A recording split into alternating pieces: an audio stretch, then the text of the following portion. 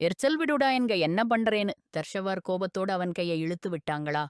அப்போ அவனும் கோபத்துல மூச்சா எரியற நிலைக்கு போனான். இவ்வளவு நாடகம் ஏற்கனவே எதுக்குடா? நீ என் நிச்சயதார்த்தம் ஆனவள்தான். நான் என்ன வேண்டுமானாலும் செய்யலாம்னு நினைக்கிறேன். நீ என்ன தடுக்க முடியாது. அவள் கைப்பிடிச்சு குலுக்கினபடி கத்திக்கிட்டான். நிச்சயதார்த்தமானவள்தான். அதனால அடிமை இல்ல. அவளும் அதே மாதிரியான பதில் சொன்னா. அடிமையாதான் நீடா. கல்யாணத்துக்கு அப்புறம் உன்னை நான் எனக்கு அடிமையா மாத்திரப் போயிறேன். உன்னால நால்வார் முன்னாடி தலைநிமிர முடியாத நிலைக்கு கொண்டு வரப் போகிறேன்.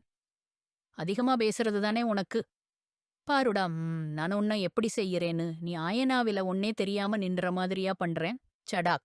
அவன் சொன்னதுக்கு மேல கொதிச்சதால தர்ஷவாரின் கையில தட்டப்பட்டுச்சு. அங்க இருந்த எல்லாரும் இந்த காட்சிய பார்த்தாங்க. உன்னால தைரியம் வந்துருச்சா? என்கிட்ட கையெடுத்தியேடா. அவன் இன்னும் ஏதாவது செய்யப் போகிறதுக்கு முன்னாடி பாதுகாவலர் பிஸ்டலுடன் உள்ளே நுழைந்து பல்கலைக்கழகத்துக்குள்ளிருந்த சில மாணவர்களுடன் சேர்ந்து அவனையை வெளியே தள்ளினான். தர்ஷவ்வார் அழுதபடியே உள்ளே ஓடினாள். இது தினசரி ஆகிப்போச்சு. அவனு பல்கலைக்கழகத்துக்கு வரும்போது அவளோட கைப்பிடிக்கிறதோ இல்லையென்றா இழுக்கிறதோ செய்யறான். தர்ஷவ்வார் இதையெல்லாம் கடுமையாக தாங்கிக்கிட்டு இருந்தாங்க. அவளோட தாய் தந்தையர் சிறுவயதுல இறந்து போனாங்க. தாய்மாமாவின் வீட்டில் வளர்ந்தவள். மாமி அவளோட மகனுக்கு பெண் வேணும்னு ஆசைப்பட்டதால தர்ஷவ்வார கேட்டுக்கொண்டாங்க. ஆனா அவங்கள் ஆசை யாராவது பணக்கார குடும்பத்துல இருந்து மருமகளா வரணும் என்பதுதான் அவளோட மகன். அத கலங்கடிச்சான். மகனோட ஆசையால தர்ஷவ்வார் மேல நிச்சயதார்த்தம் வைத்து விட்டாங்க. அதையும் உடனே ஏத்துக்கிட்டாங்க. தர்ஷவ்வார் இந்த நிச்சயதார்த்தத்துல சந்தோஷமில்லை. ஏனெனில் அவளுக்கு எர்சலின் மோசமான இயல்பு தெரிஞ்சிருந்தது. அவன் ஒரு பயங்கர மோசமானவன்தான். ஒவ்வொரு பொண்ணையும் பார்த்தா கண்விதையறவன். ஆனா அவளால தாய்மாமாவுக்கு மறுத்து சொல்ல முடியல. தன்னோட உள்ளத்துல கேட்டுக்கிட்டபடி வெளியே வந்தாங்க. ஆனா இன்னைக்கு டிரைவரு வரல. மீர் ஹாதிம் வண்டியை பார்த்ததும் அவன் பக்கம் நடந்தாங்க. அங்க வெளியே எர்சலும் இருந்தான். தர்ஷவ்வார் மீர் ஹாதிம் பக்கம் போறதை பார்த்ததும் அவன் அமைதியா பக்கமா நின்னான். ஆனா அவன் பழிவாங்கலாம்னு முடிவுச்சுத்தான் இருந்தான். தர்ஷவ்வார் மீர் ஹாதிம் வண்டிக்குள்ள பின் இருக்கையில உட்கார்ந்தாங்க. முன்னாடி அவன் மனைவி இருந்தாங்க. மீர் ஹாதிம் கல்யாணமா ஆயிருக்கு 6 மாசம்தான் ஆகுது. ஆனா மனைவி 600 தடவைகள் சண்டை போட்டு வீட்டுக்கு போயிருக்கா. பிறகு அங்க இருந்து மீண்டும் அழைப்பும் வரும். அவள் ஒரு சைக்கோ மாதிரியானவள். அவளை மீர் ஹாத்திம் மென்மையாகத்தான் சமாளிக்கிறார். ஆனா சில சமயங்களில்லேல அவளோட நடத்தை காரணமாக அவனும் மிகவும் மனமுடைந்து விடுவார். வண்டியில அமைதி நிலவியது. அப்ப அவனோட மொபைலுக்கு வந்த கால் மூவரையும் அதிர வைச்சது. மீர் ஹாதிம் கையில மொபைலோட செவில வச்சான். அவன் எப்படி தப்பிச்சு ஓடினான்? இப்போ எங்க இருக்கான்? சரி, நான் வர்றேன். நீங்கள் இருவரும் கொஞ்ச நேரம் இந்த வண்டியில தான் காத்திருக்கணும். ஒரு தப்பிய குற்றவாளிய பிடிக்கணும். எனக்கு மீர் ஹாதிம் வரையும் பார்த்தபடி மெதுவா சொன்னார். உய்யோ, இப்போ இங்க நாங்க உட்காந்து உன்னோட லைவ் ஷோவை பார்க்கணுமா? கரண் முகம் சுளிக்கச் சொன்னாள். அவன் தப்பிச்சு ஓடின இடம் இதுகிட்ட தான் இருக்கு. அதனால தயவு செஞ்சு சும்மா இரு. மீர் ஹாதிம் மென்மையான சத்தத்துல சொல்றபடி வண்டிய ஓட்டினார். தர்ஷவார் அமைதியாதான் இருந்தாங்க. மீர் வஜ்தான் மற்றும் சமாராவுக்கு ஒரே மகன்தான் மீர் ஹாதிம். அவன் போலீஸில இருக்கிறவனும் எஸ்பி பதவியில இருக்கிறவனும் மிகவும் குளிர்மனப்பான்மையும் கடுமையான நடையும் வைத்த ஆணும். ஆனா அவன் மனைவி கரனிடம் மென்மையானபடியே பேசுவான். அவள் அவனோட மாமாவின் மகள்தான். அந்த மாமாவுக்கு மீர் ஹாதிம் தான் எல்லாம்தான். ஏனென்றால் அவர்களது சைக்கோ மகளுக்கு வாழ்வளித்ததற்காக இதோட கல்யாணமாயிடுச்சு. 6 மாதமா இந்த வண்டிய ஓட்டிட்டு இருந்தான். அதோட என்ஜின் கெட்டு இருந்துச்சு. பெட்ரோலும் இல்ல.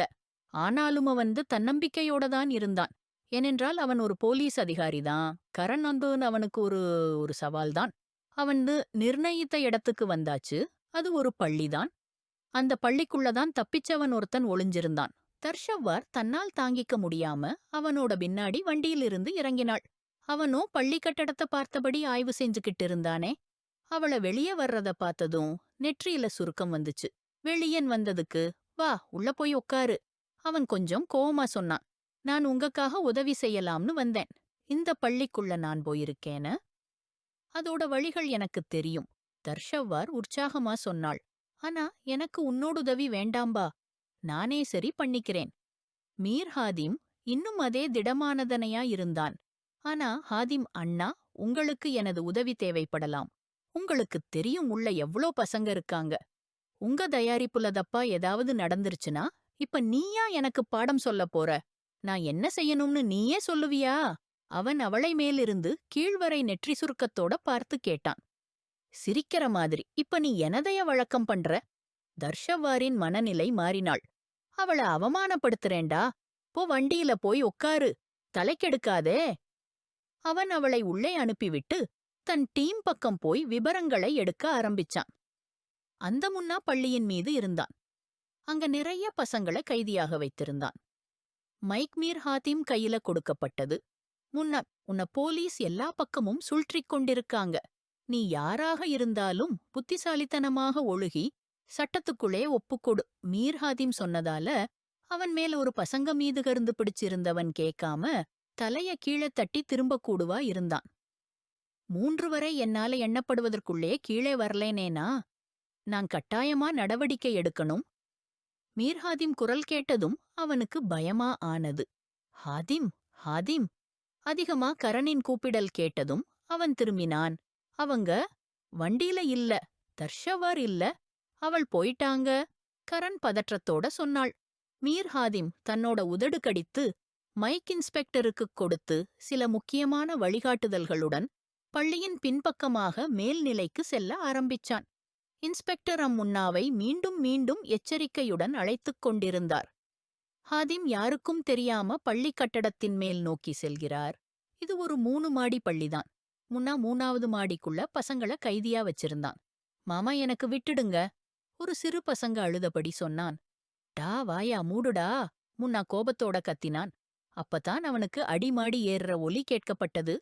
அவன் கவனமா அவன் துப்பாக்கிய சீடி பக்கம் திருப்பினான். அப்புறம் ஒரு பெண் அவனுக்கு எதிரா வந்தாங்க. தயவு செய்து சுடாதீங்க. தர்ஷவார் கை மேல தூக்குனாள். அப்ப முன்ன அவள பார்த்து நெற்றி சுருக்கம் வச்சான். நீங்க எப்படி வந்த? பேசு, இல்லைன்னா எல்லாரையும் கொல்லுறேன். தயவு செஞ்சு இந்த பசங்களுக்கு ஒன்னும் செய்யாதீங்க. அவங்கள விட்டுடுங்க. அந்த போலீசுக்காரன் ரொம்ப மோசமா இருக்கான். அவன் உன்னை பிடிக்கிறதுக்காக உயிரே விட்டுடுவான். அவனுக்கு ஏதும் பரிவு இருக்காது. ஆனா உனக்கு இங்கிருந்து தப்பணுமென்றா என்ன கைதியா வச்சுக்கோ. நான் அவனோட மனைவிதான். அவன் என்னை ரத்தத்துக்காக உன்னை விட்டுடுவான். அவன் என்ன ரொம்ப சிந்திச்சு பாக்குறான். எனக்கு எதுவும் ஆகக்கூடாது. தயவு செய்து இந்த பசங்கள விட்டுடுங்க. கடைசியா ஏறுற படியில இருக்கிற ஹாதிம் அவளோட பேசுறத கேட்டு உள்ளுக்குள்ள கொதித்துக்கிட்டு இருந்தான். மூடியா வா பேசுற.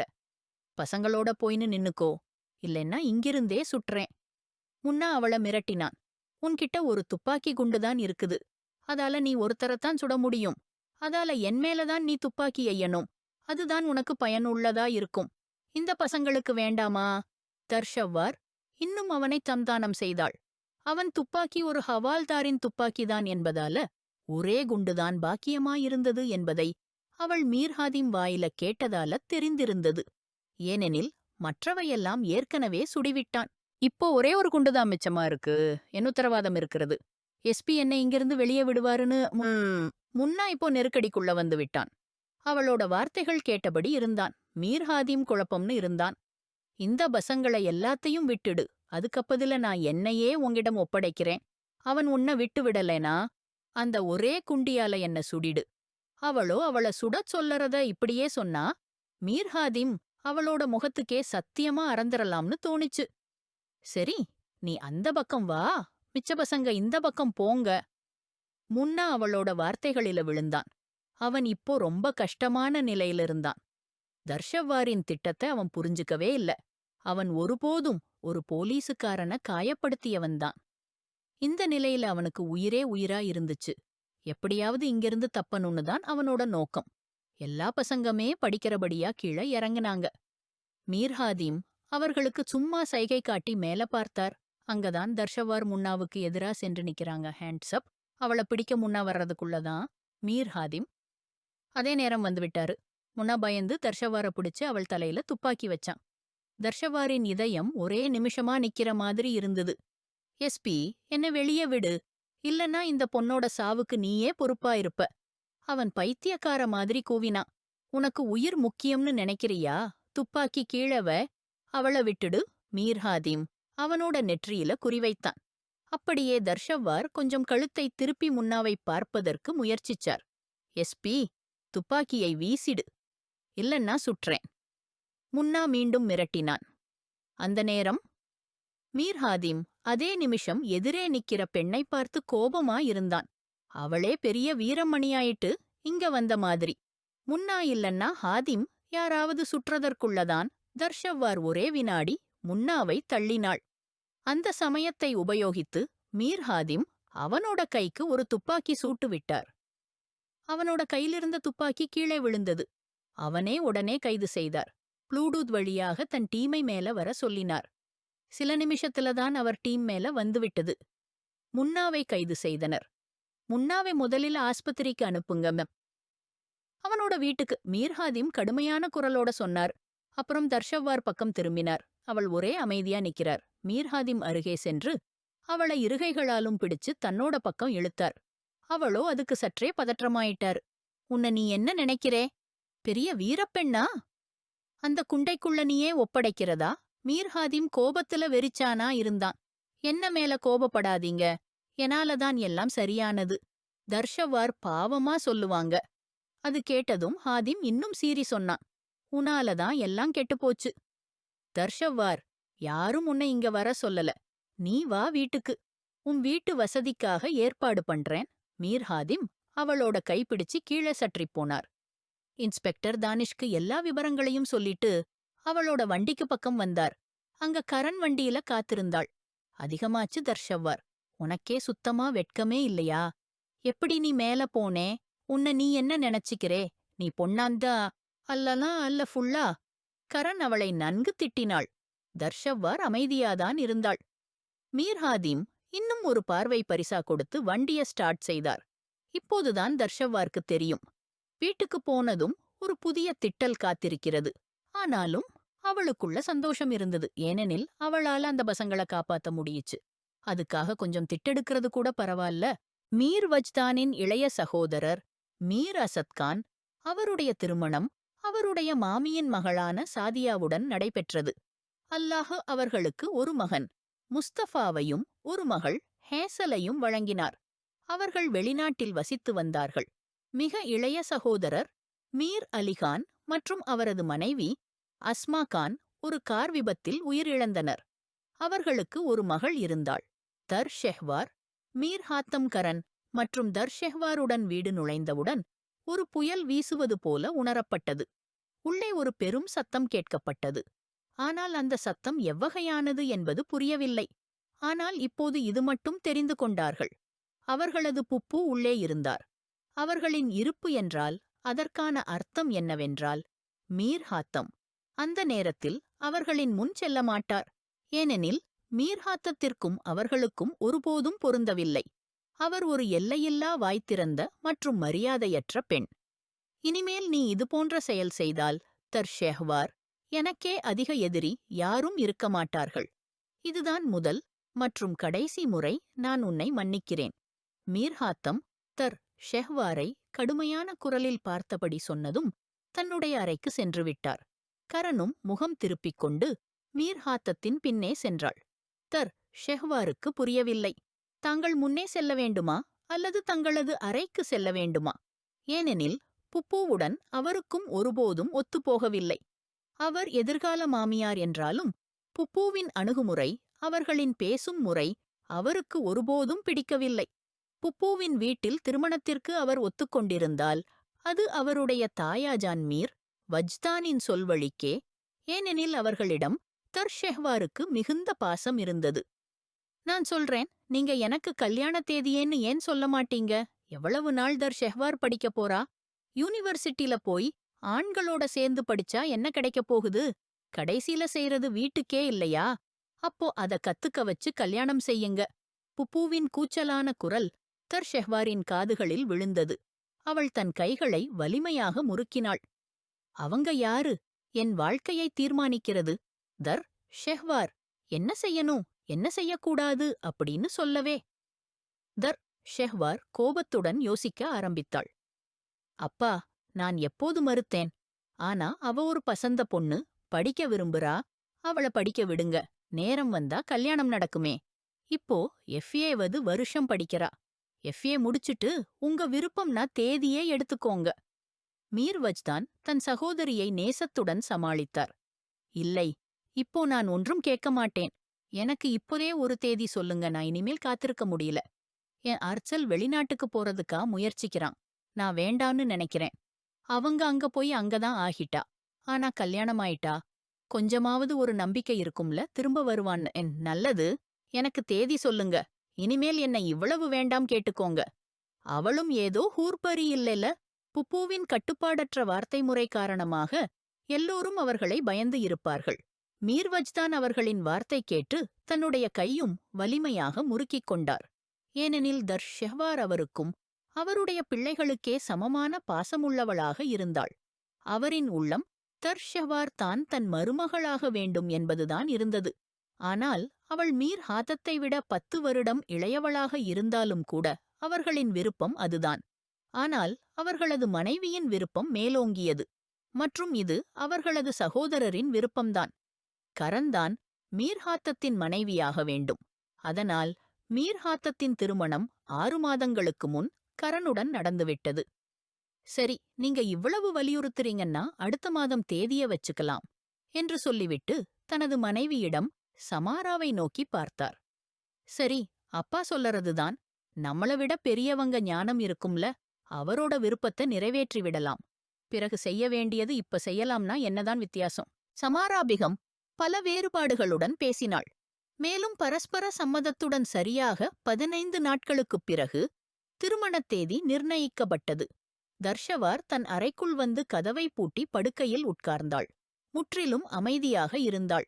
அவளுக்கு உணர்வுகளை வெடித்துவிட்டு கதறிக் கியாண்டு அழைக்க வேண்டும் போல இருந்தது. ஆனால் அவளுக்கு அந்த உரிமையும் இல்லாதது போல உணர்ந்தாள். அவளது நசியிலே அந்த ஒரே லொஃபர் மனிதன் இருந்ததை அவள் நன்கறிந்தாள்.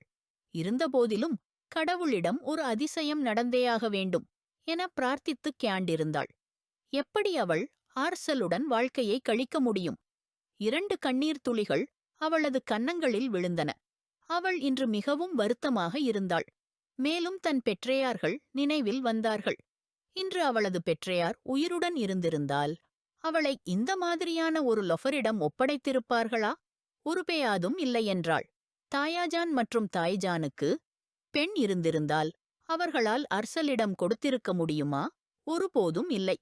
அப்படியென்றால் நான் தான் ஏன் அவள் திடீரென எழுந்து உட்கார்ந்தாள்? இப்போது கண்ணீர் வழிந்து அவளது கண்களில் இருந்து சுரிந்தது. யாரும் என்னை உண்மையாக நேசிக்கவில்லை. இன்று எல்லோரும் நிரூபித்து விட்டார்கள். நான் யாருடைய வாழ்க்கையிலும் முக்கியமல்ல என துயரத்துடன் சிந்தித்து அவளது முகத்தை 2 கைகளாலும் மறைத்து அழுதாள். திருமணத் தேதி நிர்ணயித்தவுடன் வீட்டில் திருமணத்திற்கான தயாரிப்புகள் தேடங்கின. ஆனால் மறுபுறம் அர்ச்சலுக்கு இன்னும் பயம் இருந்தது. தர்ஷவார் திருமண நேரத்தில் மறுத்துவிடுவாள் என, அதனால் அவள் விரும்பினாலும் திருமணத்தை தவிர்க்க முடியாத மாதிரி ஏதாவது திட்டமிட வேண்டும் என நினைத்தான். அதற்காக அவன் தர்ஷவாரை கடத்துவதே ஒரு திட்டம் போட்டான். இன்று தர்ஷவாரின் உடல்நிலை சற்று மோசமாக இருந்தது. பல்கலைக்கழகத்தில் இருந்து அவள் விரைவில் வீட்டிற்கு செல்ல நினைத்தாள். தர்ஷவார், எங்கே போகிறாய்? இன்னும் 2 வகுப்புகள் மீதம் இருக்கின்றன என அவளது தோழி ஃபாய்சா அழைத்தாள். ஆனால் அவள் நின்று ஃபாய்சாவின் குரலில் கவலையுணர்ந்தாள். ஆம், உடல்நிலை சரியில்லை. எனவே நான் வீட்டிற்கு செல்கிறேன். மேலதிக வகுப்புகள் எடுக்க முடியாது. தர்ஷவாரின் குரல் மென்மையாக இருந்தது. என்ன விஷயம் நடந்தது? தர்ஷவார் என எனக்குச் சொல். ஃபாய்சா மிகுந்த அன்புடன் கேட்டாள். இல்லை, எதுவும் இல்ல. ஒரு சிரமம், உடல்நிலை சரியில்லை. தலையில் வலி உள்ளது. எனவே வீட்டிற்குச் செல்ல விரும்புகிறேன் என தர்ஷவார் தவிர்த்து சொல்லிக் கொண்டு கேட் நோக்கி சென்றாள்.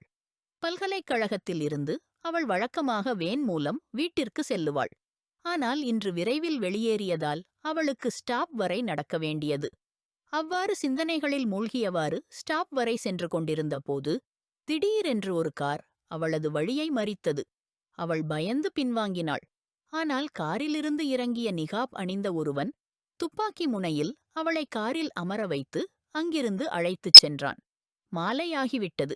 ஆனால் வீட்டில் யாருக்கும் தர்ஷவார் இன்னும் பல்கலைக்கழகத்தில் இருந்து வரவில்லை என்பது பற்றிக் கூட தெரியவில்லை. மேலும் யாரும் அதில் கவனம் கூட செலுத்தவில்லை. அவள் அனைவருக்குமான வீட்டில் வைக்கப்பட்ட ஒரு ஷோ பீஸ் மாதிரிதான் இருந்தாள். இருப்பது இல்லாமல் இருப்பது யாருக்கும் முக்கியமில்லாமல் இருந்தது. இன்று தர்ஷவார் தெரியவில்லை. நலம்தானா? இன்று அறையிலிருந்தே வெளியே வரவில்லை. நம்முடைய மகள் என மாலை நேரத்தில் மீர் வஜ்தான் தர்ஷவாரின் காணாமையை உணர்ந்தவுடன் சமாரா பிகத்தை கேட்டார். தெரியவில்லை. இன்று பல்கலைக்கழகத்திலிருந்து வந்து அறைக்குள் சென்றாள் என கோபத்துடன் கூறினாள். சாப்பாட்டு நேரத்தில் கூட இல்லை. சமாரா பிகம் கைபேசியில் மூழ்கியபடியே சொன்னார். நீங்கள் வேலைக்காரியிடம் சொல்லி தர்ஷவாரை அழைக்கச் சொல்லுங்கள். எனக்கு அவளிடம் பேச வேண்டியுள்ளது என மீர்வஜ்தான் அமைதியாக கூறினார். சமாரா பிகம் வேலைக்காரியிடம் தர்ஷவாரை அழைக்கச் சொல்லி அனுப்பினாள். சிறிது நேரத்தில் அவள் திரும்பி வந்தாள். சாஹிப்ஜி, தர்ஷவார் பிகம். உள்ளே இல்லை. என்ன அர்த்தம்? உள்ளே இல்லை. எங்கே போயிருக்கலாம்? அவள் உள்ளேதான் இருப்பாள். சென்று சரியாக பாருங்கள் என கோபமாக சமாரா பிகம் வேலைக்காரியை திட்டினார். இல்லை பிகம் ஜி, நான் முழுவதுமாகச் சோதித்துவிட்டேன். அங்கே தர்ஷவார் பிகம். இல்லை. வேலைக்காரியின் வார்த்தைகளால் ஒரு கணம் சமாராவின் முகம் வெண்மையாக மாறிவிட்டது. அவள் பல்கலைக்கழகத்திலிருந்து வந்தாளா என மீர்வஜ்தான் சமாரா பிகம் நோக்கி சந்தேகமாகக் கேட்டார். வந்திருப்பாள். வேலைக்காரி நோக்கி பார்த்தவாறு சமாரா பிகம் தடுமாறினாள். இது மிகவும் வருத்தமான விஷயம். சமாரா பேகம் உங்களுக்கு தெரியவில்லை என்று அவள் பல்கலைக்கழகத்திலிருந்து திரும்பி வந்தாரா இல்லையா என்பதை. தர்ஷவாரின் இடத்தில் உங்கள் மகள் இருந்திருந்தால் நீங்கள் இந்த விஷயத்தை கவனித்திருப்பீர்கள். மீர்வஜ்தான் கோபத்துடன் கூறி தனது இடத்தில் இருந்து எழுந்தார். இப்போது அதில் என்ன என் தவறு? அவள் பல்கலைக்கழகத்திலிருந்து வீடு திரும்பவில்லை. தெரியவில்லை. எங்கே சென்றுவிட்டாள்? அவளை பார்ப்பதற்கும் ஏதாவது கூறுவதற்கும் பதிலாக என் மீது வீணாக கோபமாகிறீர்கள். மீர்வஜ்தான் முழு ஹவலியிலும் தேடியார். ஆனால் தர்ஷவாரின் பதில் கிடைக்கவில்லை. அபா, கவலைப்படாதீர்கள். நான் பார்க்கிறேன். ஸ்டேஷனுக்கு சென்று பேசுகிறேன். பிறகு என் குழுவை அழைத்து தேடுகிறேன். நீங்கள் கவனமாக இருக்க வேண்டும். ஏதாவது கட்னாப்பரின் போன் வந்தால் கொஞ்சம் முன்பே தெரிந்திருந்தால் சரி, நான் பல்கலைக்கழகத்துக்கு சென்று தகவல் தெரிந்து கொள்கிறேன். கவலைப்படாதீர்கள். மீர் ஹாத்தம் தனது தந்தைக்கு தைரியம் அளித்தபடி வெளியே சென்றார். அவர் இன்னும் வீட்டுக்குத் திரும்பிய உடனே தர்ஷவாரின் காணாமற்போன தகவல் தெரிந்து கொண்டு அதே காலடியில் வெளியே சென்றார். மீர் ஹாத்தம், நீங்கதான் முழு வீட்டு பொறுப்பையும் எடுத்துக்கிட்டீங்களா? ஏதாவது போலிகிரன்? அவனது பாதையை தடுப்பவளாக முன்னே வந்தாள். என்ன அர்த்தம்? என்ன சொல்ல வருகிறாய் நீ? இப்போது ஹாத்தத்தின் நெற்றியில் சுருக்கங்கள் ஏற்பட்டன. உங்கள் போலீஸ் ஸ்டேஷனில் தகவல் கொடு. ஒரு பெண் காணவில்லை. காணவில்லை என்றால் என்னவாவது ஒருவனுடன் ஓடியிருக்கலாமே. கிரண், உன் நாக்கை கட்டுப்படுத்து. தர்ஷவார் அப்படியில்லை. அதுதான் பசிதான் தெரியுமா? அவள் திரும்பி வந்த பிறகு அவள் முகம் கருப்பாகிவிட்டு, இப்போது நீ எல்லாம் எல்லையைக் கடக்கிறாய். மீர்ஹாத்தம் அவள் மீது முழு கோபத்தில் இருந்தார். எப்படி ஒரு பெண்ணைப் பற்றி இப்படி கீழ்த்தரமாக பேச முடிகிறது? எப்படியிருந்தாலும் நீ எங்கும் போகக்கூடாது. நீ சென்றால் நான் இந்த வீட்டை விட்டு போய்விடுவேன். இது என்ன குழந்தைச் செயல்கிறன்? ஒவ்வொரு சின்ன விஷயத்திலும் நீ இதைத்தான் சொல்கிறாய். நான் போவது அவசியம். போ, உன் அறைக்குள். இல்லை மீர்ஹாத்தம், நீ நானாகவே சென்றால் நான் இந்த வீட்டில் இருக்க மாட்டேன். உனக்காக வேலைதான் முக்கியமா? இல்லை உன் குடும்பமா? நானும் உன் குடும்பத்தில்தான் இருக்கிறேன். எனக்கு இப்பொழுது உன்னை தேவை. வா அறைக்குள். கிரண் அவன் கைத்தை பிடித்தாள். ஆனால் மீர்ஹாத்தம் காலடி மாட்டவில்லை. கிரண் நம்ப முடியாத வகையில் அவனை பார்த்தாள். மீர்ஹாத்தம் அவளது கையைத் தள்ளிவிட்டு கூறினார், என் கடமை முதலில், மற்றவை பின். கடுமையான குரலில் கூறிவிட்டு வீட்டு வாசலை கடந்தார். ஆனால் கிரணின் மனதில் அந்த வார்த்தைகள் பதிந்துவிட்டன. மேலும் அவள் மீண்டும் கான்வில்லாவை விட்டு செல்ல முடிவு செய்தாள். யாராவது இருக்கிறீர்களா? கதவைத் திறக்கவும், கதவைத் திறக்கவும். கடவுளுக்காக யாராவது இருக்கிறீர்களா என்று தர்ஷவாருக்கு இப்போது உணர்வு வந்ததும் அவள் தன்னை ஒரு பூட்டப்பட்ட அறையில் காண்பாள். அவளுடன் யாரும் இல்லை. முழுமையான இருட்டு சூழ்ந்திருந்தது. பயத்தால் தர்ஷவாரின் குரலும் நெஞ்சில் தடுக்கிறது போல் இருந்தது. யார் அவளை கட்னாப் செய்தான் மற்றும் ஏன் என்பதை நினைத்தே தர்ஷவாருக்கு முடியெழுந்தது. வீடு பிறந்தவர்களுக்கு தெரிந்திருக்குமா நான் வீடு வரவில்லை என்று? அவர்கள் என்னை தேடுகிறார்களா? தர்ஷவார் தானாகவே கேள்வி பதில்கள் கேட்டுக்கொண்டு சுவரின் அருகில் அமர்ந்தாள். அவளுக்கு தொடர்ந்து பயமே வந்து கொண்டிருந்தது. இப்போது யாராவது வருவார்கள் மற்றும் என்னவாவது தவறு செய்வார்கள் என்று. ஆனால் முழு இரவும் அவளது கண்களில் கழிந்தது யாரும் வரவில்லை. அமர்ந்தபடி ஒரு தருணத்தில் தூக்கம் போல் வந்ததும் கதவு திறக்கும் சத்தத்தில் அவள் சான்கி எழுந்தாள். வந்தவனே, அதே நகாப் போஷ், அவளை துப்பாக்கி முனையில் கட்னாப் செய்தவனே. தர்ஷவ்வார் உடனே சுவரைத் தாங்கி நின்றாள். யார்? நீங்க ஏன் என்னை இங்கே கொண்டு வந்தீர்கள்? அந்த நபர் முகத்தில் மாஸ்க் அணிந்திருந்தார். அவள் மீது ஒரு பார்வை விட்டார். உன்னை இங்கே கொண்டு வந்த காரணம் நிறைவேறிவிட்டது. இப்போது நீ போகலாம் என்று அந்த ஆண்கள் கடுமையான சத்தத்துடன் தூரத்தில் இருந்து தர்ஷவாரிடம் கூறினான். ஆனால் தர்ஷவாருக்கு அவன் உண்மையிலேயே தன்னை அனுப்ப விரும்புகிறான் என்பது நம்பிக்கையாக இல்லை. ஆனால் அவள் தன் இடத்தில் இருந்து கொஞ்சமும் நகரவில்லை. அந்த ஆள் 2 படிகள் எடுத்து அவளது அருகே வந்தபோது, தர்ஷவார் பின் செல்லும்போது சுவற்றின் மூலையில் மோதி நின்றாள். அறிந்து கொள், அருகே வராதே. உன்னை உயிரோடு விடமாட்டேன். உன்னில் எந்த ஆற்றலும் இல்லை யாரையாவது கொல்ல. உனக்கு 5 நிமிடங்கள் மட்டுமே நேரம் இருக்கிறது. செல்ல முடிந்தால் இங்கிருந்து புறப்படு. இல்லையெனில் நீ எப்போதும் இங்கேயே சிறைக்குப் போய்விடுவாய். அந்த ஆண்கள் தெளிவாக அவளை அங்கிருந்து போகச் சொன்னார். தர்ஷவார் தன்னை நிலைநாட்டிக் கொண்டு அங்கிருந்து வெளியேறினாள். அவளுக்கு தெரியவில்லை எந்த வழிகளில் சென்றாள் என்றும் எங்கு சென்றாள் என்றும். அந்த நேரம் காலை 8 மணி. அவள் வீட்டின் வாசலுக்குள் நுழைந்தாள். அங்கு ஒரு சமாதானம் நிலவியது. யாரோ இறந்த மாதிரி. தர்ஷவாரின் குழப்பமான முடியும் தோற்றமும் காணும்போது முதலில் சமாரா அவளை அங்கேயே நிறுத்தினாள். எங்கிருந்து வர்றீங்க நீ? சமாராபிகத்தின் வார்த்தைகள் தர்ஷவாரை விண்ணிலிருந்து மண்ணில் வீழ்த்தின. தாய், அம்மி, நான் என்ன சொல்லுவது என அவளுக்கு புரியவில்லை. அவளுடன் என்ன நடந்தது என்று. அவ்வளவிலே அங்கு எல்லோரும் கூடியிருந்தார்கள். மீர்ஹாதிம் மட்டும் தவிர்ந்தார். இன்னும் தனது குழுவுடன் அவளை தேடிக் கொண்டிருந்தார். கரணும் அறையிலிருந்து வெளியே வந்தார். கோபமுள்ள பார்வையுடன் தர்ஷவாரை பார்த்தார். அவள் வீடு விட்டு வெளியேறப் போனாள். ஆனால் சமாராபிகம் அவளை நிறுத்திவிட்டார்கள். மீர்வஜ்தான் கொஞ்சம் தர்ஷவாருக்கு அருகில் வந்து கேள்வி பார்வையுடன் கேட்டார். தர்ஷவார், எங்கே இருந்தாய் நீ? முழு இரவும். தாயாஜான், என்னை கடத்தினார்கள். அப்படியா, உன்னை கடத்தினார்கள்? பின்னர் தானாகவே விட்டுவிட்டாரா? யாரை முட்டாளாக்கப் போகிறாய்? சமாராபிகம் அவளிடம் கோபமாகச் சொன்னார்கள். தர்ஷவார் மோசமாக அழ ஆரம்பித்தாள். அந்தக் கணத்தில் பப்பாவின் வருகையால் அனைவரும் அதிர்ச்சியடைந்தார்கள். அவருடன் அர்ச்சலும் இருந்தார். என்னை நம்புங்கள் தாயாஜான், அவன் என்னை கடத்தி. தர்ஷவார் தன் நியாயத்தை கூற முயன்றாள். ஆனால் அங்கு இருந்த யாரும் அவளது வார்த்தைகளை நம்பவில்லை. அனைவரது முகங்களிலும் நம்பிக்கையின்மை நிலவியது.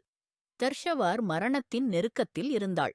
என்னுடைய மங்கைத்தரர் என்று திருமணம் செய்யவிருந்த நீ யாருடன் இரவு கழித்தாய் என்றே. அச்சானக் அர்ச்சல் அவளது முடியை பிடித்தான். அனைவரும் அதிர்ச்சியுடன் பார்த்தார்கள். ஆனால் யாரும் அவனைத் தடுக்க முயற்சிக்கவில்லை. சொல், யாருடன் இருந்தாய்? முழு இரவும் அவளது முடியைப் பிடித்து முன்றிலில் தள்ளினான். அவள் மோசமாக முகத்துடன் தரையில் விழுந்தாள். அவளது மூக்கில் இரத்தம் வந்தது. தர்ஷவார். தாயாஜான் துடித்தபடி முன்னே வந்தார்கள். அவர்கள் முன்னே செல்ல முயன்றபோது சமாரா அவர்களை நிறுத்தினாள்.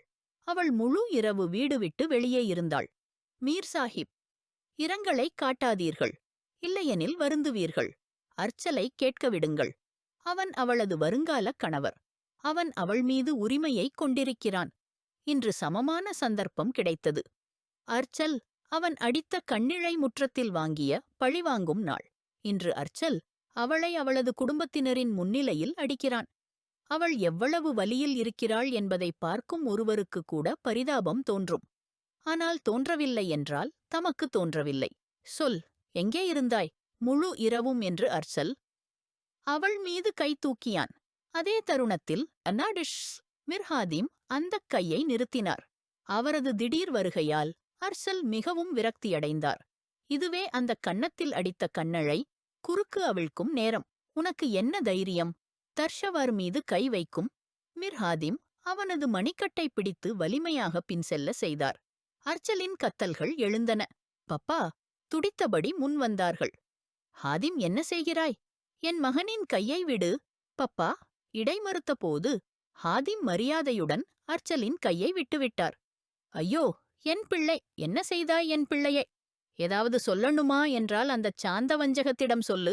போதும் போதும் இப்போது. இவ்வளவு நம்பிக்கை இருந்தால் என்ன திருமணம் செய்ய வந்தீர்கள் நீங்கள்? மீர் ஹாத்தம் கூச்சலிட்டதை எல்லாரும் அவனை நோக்கி பார்த்தனர். அவள் முழு இரவும் வீட்டுக்கு வெளியே தங்கியிருந்தாள் ஹாத்தம். சமாரா பேகம் தன் மகனிடம் வருவதற்குள் கூற முயன்றார். அப்புறம் என்று அவன் கண்பாவங்களை உயர்த்திக் கேட்டான். உங்களுக்கு இவளை அடிக்க பர்மிஷன் கிடைச்சிருச்சா? தர்ஷஹ்வார் தன் மூக்கிலிருந்து வந்த ரத்தத்தை பையனாகத் துடைத்துக் கொண்டு அனைவரையும் பயமுறுத்தும் பார்வையுடன் பார்த்தாள். பிறகு, பிப்போ இன்னும் விஷம் பசிய முயன்ற நேரம் தாயாஜான் பேசினார். பொண்ணு இரவு முழுக்க வீட்டுக்கு வெளியே இருந்தா. என் மகன் கேட்கக்கூடாதா? வேண்டாம், தர்ஷஹ்வார் கதறினார். உங்களுக்கு எந்த உரிமையும் இல்ல. ஒருவருக்கும் கூட இல்ல. இப்படி அடிக்க. சில நொடிகள் அங்கு மௌனம் நிலவியது. அப்பா, நீங்களும் ஏன் ஏன் எந்த எதிர்வினையும் இல்லாமல் நின்றீர்கள்? உங்களுக்கு தெரியும் இல்ல. தர்ஷஹ்வார் அப்படி ஒருத்தி இல்லன்னு. அப்புறம் ஏன் இந்த வன்முறைய பார்த்து வெறுப்பா நிக்கிறீங்க? எனக்கு ரொம்ப வேதனையா இருக்கு இப்போ. மீர் ஹாத்தத்தின் வார்த்தைகள் தாயாஜானை தலைகுனிய செய்தது. அது எல்லாம் புத்தக வார்த்தைகள்தான். ஒரு பொண்ணு ஒரு இரவு முழுக்க வீட்டுக்கு வெளியே இருந்தா யாரு கல்யாணம் பண்ணிக்க போறான்? பிப்போ கடுமையாக சொன்னாள். பிப்போ கவலைப்படாதீங்க உக்ரன், இவங்க இருக்காங்கல்ல, இவங்க பண்ணிக்கலாம்.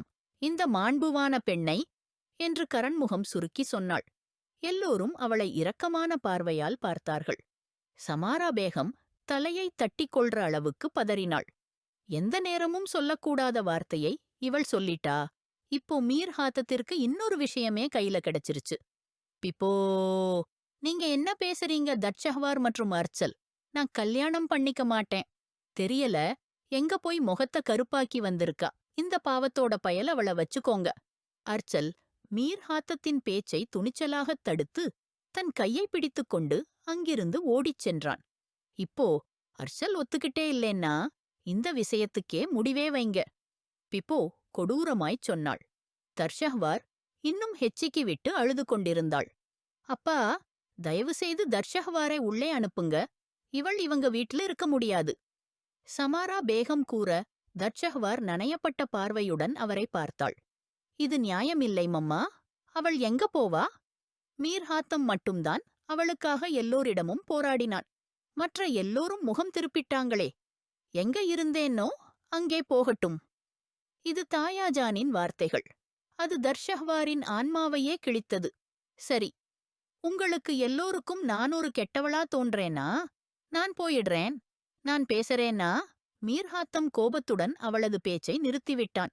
உடனே தர்ஷஹ்வார் திகைந்து பின்னடித்தாள். அவன் பார்வையால் தர்ஷஹ்வாரின் இமைகள் கீழே விழுந்தன. அப்பா, இந்த வீடு தர்ஷஹ்வாருக்கும் தான். இந்த வீட்டு உறுப்பினர்தான் அவள். நேத்து என்ன விபத்து நடந்துச்சுன்னு நானே விசாரிக்கப் போகிறேன். ஒரு போலீஸாக எனக்கு கடமை இருக்கே. எல்லாருக்கும் பாதுகாப்பு கொடுக்கறது. அதனால தர்ஷஹ்வார் இங்கதான் இருக்கப் போறா. மீர் ஹாத்தத்தின் வார்த்தைகளுக்கு மீர்வஜ்தான் ஒரு கடுமையான பார்வை தர்ஷஹ்வாரிடம் வீசினார். பின் அவர் தன் அறைக்கு சென்றார். இந்த நாடகம் எல்லாம் முடிச்சு வைங்க மீர் ஹாத்தம், சமாரா பேகம் கூறி தங்களது அறையை நோக்கி சென்றார்கள்.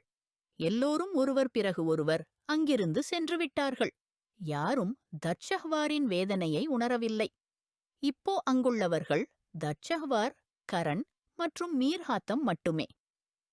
நீங்களும் இப்போ ரூம்க்கு வா, இல்ல கல்யாணத்துக்கு அப்புறமா வருவீங்க. கரணின் நக்கலான வார்த்தைகள் மீர்ஹாத்தத்தை வெறுப்பிக்க வைத்தது.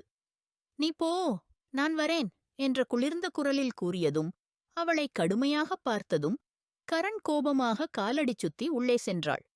அவளது செல்லும் துடிப்புடன் மீர்ஹாத்தம் கோபமாக தர்ஷஹ்வாரிடம் சென்று அவளது கைமுட்டியை பிடித்துக்கொண்டு அவளது அறைக்கு இழுத்துச் சென்றான். உள்ளே கொண்டு போய் படுக்கையில் தள்ளினான். எங்கிருந்தா இரவு முழுக்க? சொல். பைத்தியக்கார மாதிரி நான் முழு நகரமா உன்னை தேடி அலையன்னு தெரிஞ்சா உனக்கு ஏதாவது அளவுக்கு புரியுதா? எவ்வளவு கவலையோட உன்னால எல்லாரும் பாதிக்கப்பட்டிருக்காங்கன்னு தெரியுமா? அவன் குரலில் கவலை இருந்தது, சஞ்சலம் இருந்தது, கோபம் இருந்தது. ஆனால் எங்கேயும் வெறுப்பு அல்லது அவமதிப்பு இல்லை. அதனால்தான் தர்ஷஹ்வார் அவனுக்கு எல்லா உண்மையையும் சொன்னாள். அதை கேட்டவுடன் மீர் ஹாத்தத்தின் நெற்றியில் கோடிக்கணக்கான கோடுகள் விழுந்தன. நம்புங்க ஹாத்தம் அண்ணா, நான் உண்மைதான் பேசறேன். ஃபர்ஸ்ட் எய்ட் பாக்ஸ் எங்கே இருக்கு? மீர் ஹாத்தம் அவளது பேச்சை பொருட்படுத்தாமல் கேட்டார். இது தர்ஷஹ்வாரை வருத்தச் செய்தது. டிராயரில் இருந்து ஃபர்ஸ்ட் எய்ட் பாக்ஸை எடுத்துக்கொண்டு அவனிடம் கொடுத்தாள். மீர்ஹாத்தம் அவளது மூக்குப்புண் மற்றும் கைமுட்டியில் ஏற்பட்ட காயங்களை கவனமாக சுத்தம் செய்தார். நீ சொல்றத நம்புறது கொஞ்சம் கஷ்டமாதான் இருக்கு. தர்ஷஹ்வார், ஒருத்தர்கள் உன்னை கடத்திட்டு ஒரு இரவெல்லாம் ஒரு ரூம்ல பூட்டிட்டு வெறும் காலையிலே விட்டுட்டாங்களா? நம்புறது கொஞ்சம் கடினம். மீர்ஹாத்தம் அவனது சந்தேகத்தையும் பகிர்ந்து விட்டான். இந்த வார்த்தைகளால் தர்ஷஹ்வார் தன் தன்மையைப் பற்றி கேள்வி கேட்பதற்கு வேதனையால் அழ ஆரம்பித்தாள். கல்யாணத் தேதி வந்த நாளில் வீடே சும்மா அமைதியாய் இருந்தது. யாரும் தர்ஷஹ்வாரோட நிகரா பேசவே இல்லை. எல்லாருக்கும் அவள் வீட்டு ஒரு தேவையில்லாத பொருள் மாதிரியே இருந்தாள். யாருக்கும் அவள் இருப்பது இல்லாதது முக்கியமில்லை. இரவு பகல் வேலைக்காரி மட்டும் அவளுக்கு சாப்பாடு கொண்டு வந்து விட்டு போகிறாள்.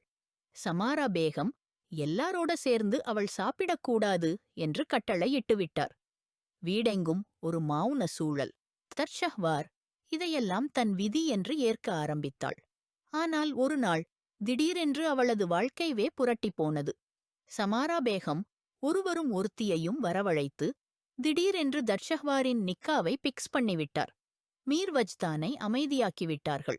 ஆனால் மீர்ஹாத்தம் 2 நாட்களாக வீட்டில் இல்லை. அதையதான் சந்தர்ப்பமாக வைத்து சமாரா பேகம் மற்றும் கரண் இணைந்து இந்த முடிவை எடுத்தார்கள். ரூபாப் மற்றும் காம்ரான் கரணின் மாமாவின் சகோதரர் பக்கம் உறவினர். காம்ரானின் முதல் மனைவி இறந்துவிட்டாள். ரூபாப் தன் சகோதரருக்கு பெண் தேடிக் கொண்டிருந்தாள். அப்போது கரண் சமாராவிடம் பேசியதும் அவர் உடனே ஒப்புக்கொண்டார். ஆனால் மீர்வஜ்தான் மட்டும் ஒத்துக்கொள்ளவில்லை. இந்த ரிஷ்தா பொருத்தமில்லை என்று எண்ணினார். காம்ரான் 40ஐ கடந்துவிட்ட பெரிய உடம்புள்ள ஆண். ஆனால் தர்ஷஹ்வார் இப்போதுதான் 18வது வயதை அடைந்தவள். சமாரா பேகத்துக்கு அவளை மர்க்லிக்ஸ் சீக்கிரமாக வீட்டை விட்டு வெளியே அனுப்ப வேண்டும் என்பதுதான் முக்கியம். இன்னும் நிக்காக்வாங் வரவில்லை.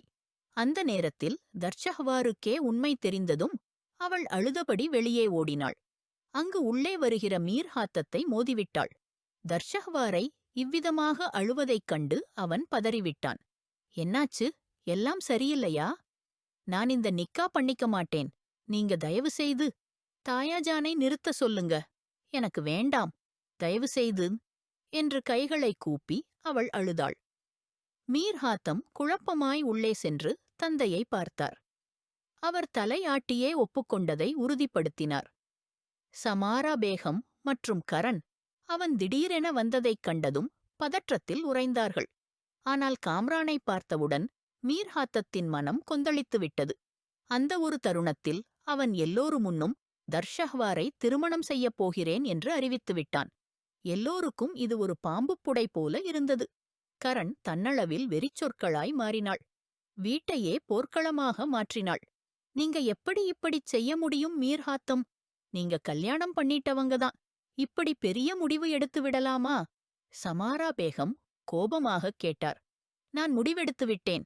நான் தர்ஷஹ்வாரை நிக்கா பண்ணிக்கப் போறேன். மீர்ஹாத்தத்தின் வார்த்தைகள் கரணுக்கு பொறுக்க வைக்க முடியவில்லை. நான் இதை நடக்க வைக்க மாட்டேன். நீ என்னை இப்படி அவமானப்படுத்த முடியாது என்று கரண் மீர்ஹாத்தத்தின் கலரை பிடித்தாள். உன் கை கட்டுப்படுத்திக்கோ கரண். இல்லையென்றா என் கோபமும் கட்டுப்படுத்த முடியாம போயிடும் என்று குளிர்ந்த குரலில் கூறினான். அப்படின்னா சரி, நீ தர்ஷஹ்வாரை நிக்கா பண்ணினா நான் இவ்வீட்டில இருக்க மாட்டேன். நீ என்னை விட வேண்டியிருக்கும் என்று அவளும் நேரடியாக எதிர்த்தாள். வீட்டில் பதற்றம் தட்டிக் கொண்டிருந்தது. நான் உங்களோட நிக்கா பண்ணிக்க மாட்டேன். தர்ஷஹ்வாரின் குரலில் வெளியான வார்த்தைகளால் அனைவரும் திடுக்கிட்டார்கள். நீங்க ஏன் இதெல்லாம் பண்றீங்க? உன்னிடம் யாரும் ஆலோசனை கேட்கல. மீர்ஹாத்தம் கோபமாக அவளையும் சாடினான். நான் கல்யாணம் பண்ணிக்க மாட்டேன் உங்களோட. அவள் மெளனமாக குறும்புரிந்து சொன்னாள். நீ பண்ணிக்கவே பண்ணிக்கணும், புரிகிறதா? என்று மெதுவான ஆனால் சுழன்ற குரலில் அவள் அருகே சென்று மீர்ஹாத்தம் சொன்னான். அவள் அமைதியாய் தலையைத் தாழ்த்தியிருந்ததைக் கண்டதும் மீர்ஹாத்தம் திரும்பி தந்தை மேல் பார்வை செலுத்தி கேட்டான். நிக்காக்கா ஏற்பாடுகளை நீங்க பண்ண போறீங்களா, இல்லேனா நானே பண்ணட்டுமா? அவனது உறுதியான வார்த்தைகள் மீது மீர்வஜ்தான் ஒரு முறை துயரம் பொங்கும் நெஞ்சோடு தர்ஷஹ்வாரை பார்த்தார். கடந்த ஒரு வாரமாய்ச் சோம்பல், கண்ணீர், வலியின் இடம் அவளது முகத்தில் பட்டை போடிக் கிடந்தது. இன்று அவளது தாயி அவள் மேல் கொடுமையின் சுமையை வீசியிருக்கிறார். நாளை நம்மையெல்லாம் படைக்கும் இறைவனின் முன்னால் இந்த அக்கா என்ன முகம் காட்டப் போறா என்பதுதான் அவரின் மனக்கலக்கம். இதை நினைத்து மீர்வஜ்தான் சமாரா பேகத்தின் எதிர்ப்பையும் புறக்கணித்து உடனே மாவுலவியிடம் அழைப்பு விடுத்து நிக்கா ஏற்பாடுகளைத் தொடங்கச் சொன்னார். இது சமாரா பேகத்தின் முகத்தில் புகையாப்பட்டது. ஏனென்றால் கரண் அவளது அண்ணியின் மகள். இப்போது சுதந்திரமான வேறொரு பெண் அவளுக்கு சோத்தனாக வருவதை அவள் சகிக்க முடியவில்லை. ஒருபுறம் கரண் தனது அறைக்குள் போய் அனைத்தையும் சிதறடித்தாள். மீர்ஹாத்தம் யாரிடமும் பேசவில்லை. ஏன் இந்த நிக்கா அவசரமாய் பண்ணிக்கணும்னு.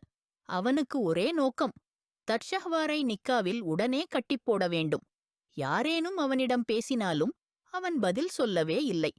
சிறிது நேரத்தில் நிக்கா ஏற்பாடுகள் முடிந்தன. ஆனால் தர்ஷஹ்வார் அந்த நிக்காவை மறுத்துவிட்டாள். இதைக் கேட்ட மீர்ஹாத்தம் அவளது அறைக்குள் கோபமாகச் செல்ல முயன்றபோது மீர்வஜ்தான் அவனைத் தடுத்துவிட்டு தானே உள்ளே சென்று தர்ஷஹ்வாரிடம் பேசினார். ஏதோ சமாதானம் செய்து பின் அவர் வெளியே வந்தார். அந்த நேரம் கரண் வீட்டையே ஒரு தவறான சண்டை மையமாக மாற்றிவிட்டாள். அவளால் தர்ஷஹ்வாரை நேரில் தாக்க முடியாமல் சினம் வெடித்தாள். தர்ஷஹ்வார் பிந்த் மீர் அலிகான், உங்கள் நிக்கா மீர்ஹாத்தம் வலத் மீர்வஜ்தானுடன் 10 லட்சம் ரூபாய் மகரில் முடிந்தது. இந்த நிக்காவை நீங்கள் ஏற்கிறீர்களா? தர்ஷஹ்வார் அழுகையுடன் ஆம் என்றாள். ஒரு காலத்தில் மீர்ஹாத்தத்தை அண்ணா என்று அழைத்தவள் இப்போது அவளுக்கு கணவராக மாறிவிட்டான். நிக்காவில் வீட்டிலுள்ள அனைவரும் பங்கேற்றிருந்தனர். சமாரா பேகம் மற்றும் கரணை தவிர. அவர்கள் இருவரும் உள்ளே இருந்தார்கள். கரணை கவலைக்கடலால் வேதனைக்குள்ளாக்கிய சமாரா அவளோடு இருந்தார். நிக்கா முடிந்தவுடன் மீர்வஜ்தான் மகனிடம் வாழ்த்துக்கள் கூறினார். அதற்கு மீர்ஹாத்தம் ஆழமாய் மூச்சுவிட்டுப் பின் தந்தையை கட்டிக்கொண்டான். மகனே, நீ மாதிரியானவனாக இருக்கணும் என்று பெருமிதமாய் கூறினார். ஆனால் மீர்ஹாத்தம் சிறிதும் புன்னகையிடவில்லை. இப்போ என்னால நினைக்க முடியல.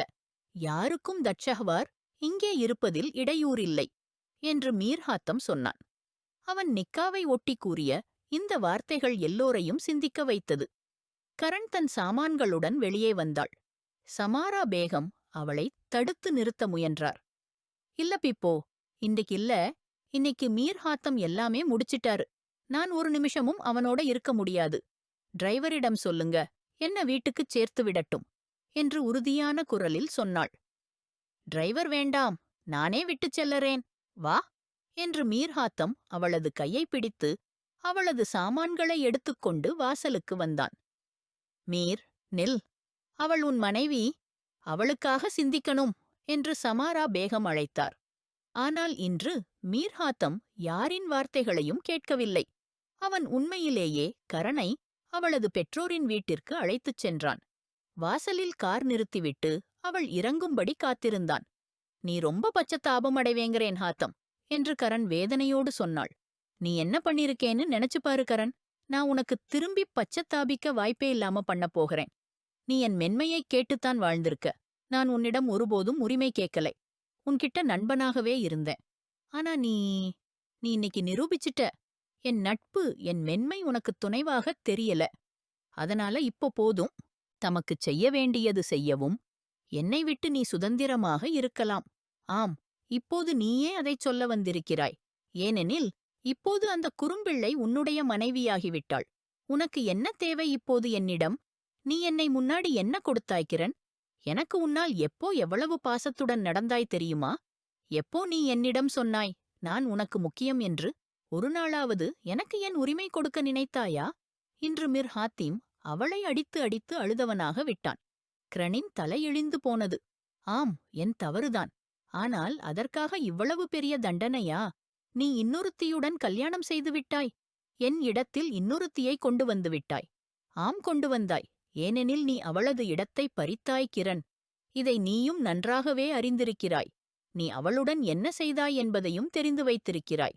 அதனால் இனிமேல் நான் பேசாமல் இருப்பதுதான் நல்லது. நீ என்னை விட்டுவிடப் போகிறாயா? இப்போது அவள் பரிதாபமான முகத்துடன் கேட்டாள். ஒரு கணம் ஹாத்திமின் மனம் உருகியது. எண்ணம் இல்லை, ஆனால் இனிமேல் இவையெல்லாம் நான் தாங்க முடியவில்லை. நீ செய்த காரியத்திற்குப் பிறகு நன்றியுடன் நீ என்னால் போலீசிடம் ஒப்படைக்கப்படவில்லை என்பதை உணர்ந்து கொள். உன்னுடைய வீட்டிற்கு விட்டுச் செல்கிறேன். இனிமேல் உன் சதிகளை விட்டுவிடுவாய் என்றும் மேலும் எந்தக் குழப்பத்தையும் உருவாக்க மாட்டாய் என்றும் நம்புகிறேன். மிர் ஹாத்திம் அவளிடம் சொன்னவாறே கார் நிறுத்தி அவள் இறங்கும் வரை காத்திருந்தான். அவள் அமைதியாக இறங்கி காரிலிருந்து தன் பைகளை எடுத்தாள். பின்னர் மொபைலில் தன் மாமாவை அழைத்து வெளியே வரச் சொன்னாள். அவருக்கோ இவ்வளவு நேரமாக அவள் இந்த நேரத்தில் வந்தது ஆச்சரியமாயிருந்தது. ஹாத்திம், எல்லாம் நலம்தானே? இதுவரை அவள் தனியாக கோபித்து வீட்டுக்கு வந்திருந்தாள். ஹாத்திம் பின்னர் வந்து அழைத்துச் சென்று விடுவான். ஆனால் இன்று ஹாத்திம் அவளை நேரடியாக விட்டு சென்றிருந்தான். அதனால் விஷயம் மிகவும் மோசமாக இருந்தது. உங்கள் மகளை கொண்டுவிட்டுச் செல்கிறேன். ஒரு குற்றவாளிக்கு என் வாழ்க்கையில் இடமில்லை. ஹாத்திம் கூறியதுடன் சித்திகி சாமியின் உள்ளம் துள்ளியது. ஹாத்திம், ஏதாவது தவறு நடந்ததா? கிரணிடமிருந்து மன்னிப்பா? இதுவரை நானே மன்னித்து வந்துள்ளேன் மாமா. நீங்களும் நன்றாகவே அறிந்திருக்கிறீர்கள். ஆனால் இன்று விஷயம் மன்னிக்கக் கூடாத அளவிற்கு போய்விட்டது. அவன் கடுமையான தட்டியணையில் பேசினான். அவர்கள் மெளனமாகிவிட்டார்கள். கிரணின் தலையெழுந்து போனது. அதாவது அவளும் தெரிந்து வைத்திருந்தாள் என்ன செய்திருக்கிறாள் என்பதை. நம்புகிறேன். இனிமேல் நீங்களும் என்னை கட்டாயப்படுத்த மாட்டீர்கள்.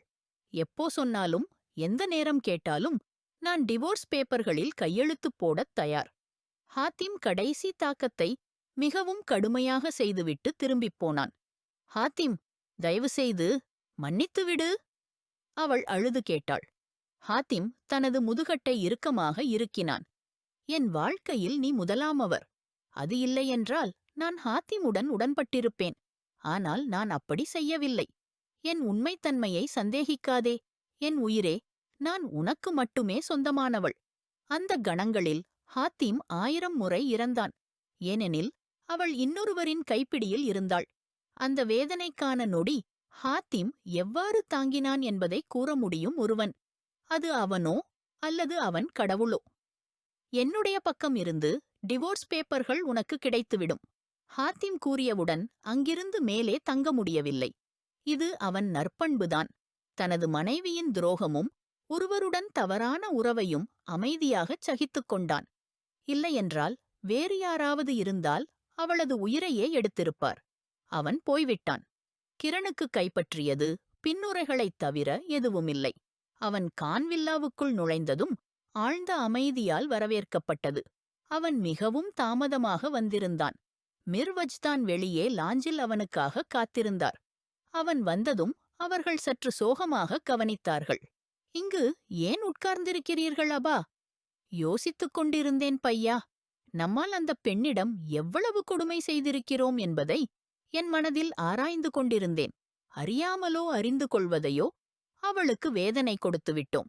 அவளது குணநலனில் குறை சொன்னோம். நாமே அவள் மீது குற்றம் சுமத்தினோம். நாம் எவ்வளவு தவறு செய்தோம்? அவளுடைய இதயத்திலிருந்து நிச்சயம் ஒரு ஆழ்ந்த டேமை சிறு குறையை எழுப்பியிருக்கும். அவர் சோகமாகவும் ஈரமான குரலிலும் பேசினார். எனக்குத் தெரியும் அபா. இவையெல்லாவற்றிற்கும் நாங்கள் செய்த தீர்வே அவளுடன் நிக்காஹ் செய்ததுதான். மீர் ஹாதிம் அவர்களருகே அமர்ந்திருந்தார். அவர் அவர்களது கையை பிடித்தார். கேஷ், இது எல்லாம் இவ்வளவு விலகிய முறையில் நடக்காமல் இருந்திருந்தால், எல்லாமே மகிழ்ச்சியோடு நடந்திருந்தால் எவ்வளவு நன்றாக இருந்திருக்கும். மீர்வஜ்தானின் பழைய ஆசை இப்படி நிறைவேறும் என்று அவர்களுக்கு யோசிக்கவே முடியவில்லை. அபா, ஒவ்வொரு விஷயத்திற்கும் ஒரு நேரம் இருக்கிறது. என்ன நடக்க வேண்டுமோ அது அந்த நேரத்தில் நடந்தே தீரும். நீங்கள் அதிகமாக கவலைப்பட வேண்டாம். உங்கள் அறைக்கு சென்று ஓய்வெடுங்கள். பையன் தர்ஷவ்வார் கொஞ்சம் மனமுடைந்திருப்பாள். அன்புடன் கையாளு. மேலும் எதுவும் வலியுறுத்த வேண்டாம். இல்லையெனில் நமக்குத் தவிர வேறு எதுவும் மீதமில்லை. அவர் எழுந்தபோது ஹாதிமிடம் எச்சரிக்கையாக கூறினார். ஆனால் இப்போது ஹாதிமின் மனதில் மறந்துவிட்டது. அடுத்த கட்டம் இன்னும் இருக்கிறது. மற்றும் தர்ஷவ்வாரை சமாதானப்படுத்துவது மிகவும் கடினமான விஷயம். அவள் எதையும் விரைவில் புரிந்து கொள்ள மாட்டாள், கேட்க மாட்டாள். ஹாதிம் யோசித்துக் கொண்டே தனது அறைக்குச் சென்றார். அந்த அறை முற்றிலும் சுத்தமாகவும் நேர்த்தியாகவும் இருந்தது. கரண் விழித்துவிட்ட அனைத்தையும் சுத்தம் செய்திருந்தாள். ஆனால் அறையில் ஒரு நறுமணக்கலன் உடைந்ததனால் ஒரு அழகான வாசனை பரவியிருந்தது. ஆனால் அறையில் தர்ஷவ்வார் எங்கேயும் இல்லாமல் இருந்தது. அவர் முழு அறையையும் சோதித்தார். ஆனால் அவள் அங்கு இல்லை. ஹாத்திம் சுவரில் கை வைத்து யோசித்தபடி தர்ஷவாரின் அறைக்குச் சென்றார். கதவு பூட்டப்படவில்லை. அவர் முழு உரிமையுடன் அனுமதியின்றி உள்ளே நுழைந்தார். தர்ஷவார் படுக்கையில் கம்பளத்துடன் தூங்கிக் கொண்டிருந்தாள். அல்லது தூங்குவது போல நடித்துக் கொண்டிருந்தாளா என்று ஹாதிம் புரிந்து கொள்ளவில்லை. ஆனால் அவள் முதல் நாளிலேயே தனது அறையில் வராமல் இருப்பது மீர் ஹாதிமுக்கு பெரிதும் புண்படுத்தியது. இதே தளர்வைத்தான் கரனுக்கு கொடுத்திருந்தார். ஆனால் இப்போது அவர் அந்த தவறை மீண்டும் செய்ய விரும்பவில்லை. தனது உரிமையையும் பெற விரும்பினார். மேலும் தனது புதிய மணமகளுக்கு அவளது உரிமையையும் வழங்க விரும்பினார். அவர் அவளிடம் நெருங்கி பார்த்தபோது அவளது கண்கள் மூடியிருந்தன. மீர் ஹாதிம் அவளை தன் மடியில் எடுக்கும்போது சில நிமிடங்களுக்கு முன்பு கனவில் இழைந்திருந்தவள், தன்னை வானத்தில் பறந்துவிடும் போல் உணர்ந்தவள், பயத்தில் கண்களை திறந்தாள். தன்னை மீர் ஹாதிமின் அங்கங்களில் கண்டவுடன் அவளது இதயம் துத்து தீரிவது வேகத்தில் துடித்தது. விடுங்கள் என்னை, எங்கே அழைத்து செல்கிறீர்கள்? அவள் கத்தினாள். தன்னை ஹாதிமின் பிடியிலிருந்து வெளியேற்ற முயற்சித்தாள். ஆனால் அவருடைய பிடி மிகவும் வலிமையாக இருந்தது. அறைக்குள் கொண்டு வந்து தனது காலால் கதவை மூடினார். அவளை படுக்கையில் பதைத்தவாறு வைத்து பின்னால் நின்றார். இது என்ன ஒழுக்கமற்றது? அவள் உடனே பின்வாங்கி படுக்கையின் கிரவுன் பகுதியை சாய்ந்தபடி பேசினாள். அதைத்தான் நான் கேட்கிறேன். இது என்ன ஒழுக்கமற்றது? உங்களுடன் நிக்காஹ் செய்திருக்கிறேன் அல்லவா? அப்படியென்றால் நீங்கள் என் அறையில் இருக்க வேண்டியதுதானே? நிக்காஹ் மட்டும்தான் நடந்தது. ருக்சதி எப்போது நடந்தது? அவள் நெற்றியில் கோட்டையுடன் பேசினாள். அழைப்பு கொடுத்திருந்தால் வந்திருப்பாயா? மீர் ஹாதிம் தனது ஜாக்கெட்டை கழட்டி ஓரத்தில் வைத்தார். அவர் தர்ஷவ்வாரை பயமுறுத்தினார். எனக்கு என் அறைக்குச் செல்ல வேண்டும் என்று நெளியபடி எழுந்தவள் பேசினாள். இல்லை, இப்போதிலிருந்து நீ இங்கேயே இருப்பாய். எப்போதும் என் அறையில், என் அருகில், மிகவும் அருகில். அவர் தனது மடியில் மண்டையிட்டு அவளருகே வந்தார். அதற்கு அவள் பின்னோக்கி நகர்ந்தாள். நீங்கள் மறக்கிறீர்கள். உங்கள் முதல் மனைவி இன்னும் இருக்கிறாள். அவளுக்குத்தான் முதலுரிமை. அவளைப் பற்றி கவலைப்படத் தேவையில்லை. அவளுடைய பெற்றோர்கள் இருக்கிறார்கள். அவளைப் பற்றி கவலைப்படுவார்கள். நீ இப்போது என்னைப் பற்றியே கவலைப்பட வேண்டும். அவர் அவளது தலைமுடியில் கை வைத்து தனது முகத்தை நெருங்கியபடி ஆழ்ந்த சுவாசங்களை விட்டார். தனது உள்ளத்தில் உறுதியாக எண்ணிக்கொண்டார், அவள் எனது என்பது உண்மை. எனக்கு அவள் மேல் உரிமை உண்டு. நீங்கள் என் மீது கட்டாயமாக நடந்து கொள்வீர்களா என்று தழுதழுப்பாக மீண்டும் மெல்லச் சொன்னாள். எனக்கு நம்பிக்கை இருக்கிறது. நீ எனக்கு கட்டாயம் செய்யும் வாய்ப்பு கொடுப்பதில்லை. மீர் ஹாதிம் அன்பாகப் பேசினார். சிரித்து ஒரு கண் ஒற்றை மூடி காட்டினார். நீங்கள் ஹாதிம்பா? ஷ், என்ன செய்கிறாய்? இப்போதுதான் நிக்காஹ் நடந்தது. நீ அதை கைவிட வேண்டுமா? ஆமாம் என்றால் நீங்க என்னை பயமுறுத்துகிறீங்க. ஒரு விஷயம் திருமணத்தை திடீரென செய்து விட்டீங்க. இப்பொழுது என்னை உங்களை அறைக்கு அழைத்து விட்டீர்கள். இப்பொழுது இது எல்லாமா? அவள் அழ ஆரம்பித்தாள். இங்கேதான் ஹாத்தம் நிறுத்திவிட்டான். அவன் இதயத்தில் மிகவும் மென்மையானவன். யாருடைய கண்களில் கண்ணீர் வந்தால் சகிக்க மாட்டான். அதுவும் தன் காரணமாக யாருக்காவது ஏதாவது கஷ்டம் வந்தால் அவன் அமைதியாக பின்னோக்கி நகர்ந்தான். தர்ஷவ்வார், நான் வாழ்க்கையில் ஒருபோதும் எவரிடமும் வலுக்கட்டாயமாக நடந்து கொள்ளவில்லை. இங்கு மட்டுமல்ல, கரனிடம் கூட ஒருபோதும் என் உரிமையை பேசிக் கொண்டிருந்தவனாகவே மௌனமானான். அவள்தான் அவனுடைய முதல் மனைவி. அவளை விட்டு விலக நினைத்திருந்தாலும் அவளுடைய மரியாதையை ஒருபோதும் கிழிக்க முடியாது என்பதே நல்ல மனிதனின் அடையாளம். இந்த உறவை வாழ்வதற்காக உனக்கு நேரம் தேவைப்படலாம். அந்த நேரத்தையும் தருகிறேன். ஆனால் என்னுடன் ஒரே ஒரு வாக்குறுதி செய். என்னை ஒருபோதும் ஏமாற்றாமல் இரு. அவளது கையை பிடித்து சொன்னான். நீங்கள் அறிந்திருப்பீர்கள், நான் ஒரு முழு இரவு வீட்டிற்கு வெளியே. ஆம், தெரியும். அது மட்டுமல்ல, நீ தூய்மையானவளாக இருக்கிறாய் என்பதையும் நன்கு அறிந்திருப்பேன். அவளது கையை பிடித்தபடி மிகுந்த உணர்வோடு சொன்னான். தர்ஷவ்வாரின் கண்களில் அதிர்ச்சி தெரிந்தது. முடியுமெனில் கரனை மன்னித்துவிடு. தர்ஷவ்வார், அவள் மனநிலை ரொம்ப குழப்பமடைந்திருக்கிறது. அதனால்தானா என்ன? மீர்? தர்ஷவ்வார் உள்ளத்தில் ஓர் அச்சம் கலந்தது. அவளது கடத்தல் அர்ச்சலுடன் சேர்ந்து கரனே திட்டமிட்டது. அவன் சொல்வதற்கெல்லாம் அவளுக்கு நம்பிக்கை ஏதுமில்லை. நீங்கள் நீங்கள் என்ன சொல்கிறீர்கள்? நான் என்ன செய்தேன்? கரண் பாவி என் காரணமாக அவளது முன்னிலையில் நான் உன்னை நேசிக்கிறேன் என்று சொன்னேன். அதுவும் அவளது சங்கடமான வார்த்தைகளுக்கு பதிலாக கோபத்தில் சொன்னேன். அதுவே அவளது மனதில் பதிந்துவிட்டது. பின்னர் நானே அவளிடம் விளக்கியேன். ஆனாலும் அவளுக்கு எங்களுக்கிடையே அவள் எதுவும் புரிந்து கொள்ளவில்லை. கோபமும் பிடிவாதமும் அவளை அர்ச்சலை தன் ஆளாக்கிவிட்டது. உன்னை பயன்படுத்தினாள். உன்னை இந்த வீட்டிலிருந்து விரட்ட வேண்டும் என்ற நோக்கத்தில். ஆனால் எனக்கு அர்ச்சலுடன் திருமணம் நடக்கவிருந்தது இல்லையா? ஆகவே நான் சென்றுவிட்டிருப்பேன்.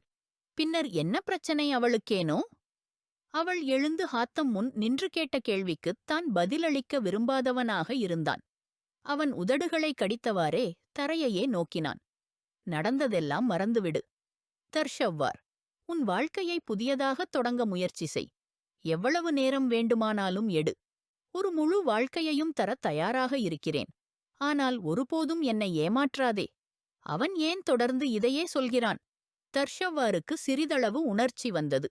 நீங்கள் உங்கள் மனைவியின் பாவங்களை மறைக்க முயற்சி செய்கிறீர்கள் மீர்ஹாத்தம். அவன் எதுவும் பேசாத நிலையிலும் அவளுக்கே எல்லாம் புரிந்துவிட்டது. நான் கடத்தப்பட்டேன். அர்ச்சல்தான் கடத்தினவன். அவன் என்னை தொடவே இல்லை. பின்னர் என்னை விட்டுவிட்டான்.